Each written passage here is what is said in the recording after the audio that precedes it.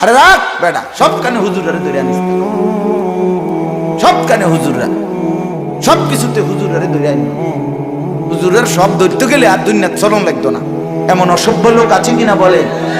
কি বললেন, কি বুঝাইতে চাইলেন, কি বুঝাইতে চাই? আমি একদিন আমার এক বড় লোক, ভদ্রলোক, বিরাট মানুষ, এবারটা আমারে এরকম ওয়াজে আসছি, বসছি আর কাগজ লিখে দিছে কি কি বলতাম না।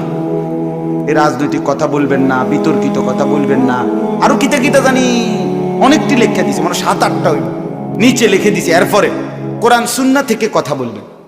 পরে আমি খুব সুন্দর করে বলছি যে আঙ্কেল, অনেক কিছু না নিলে এ যেটি যেটি লিখছেন বলা যাবে না, এগুলো বাদ দিয়া কোরআন সুন্নাহর কথাটা কেমন হয় এটা স্যাম্পল হিসাবে একটু আমনে 10টা মিনিট কত কম, এরপরে আমি এটার ব্যাখ্যা করব।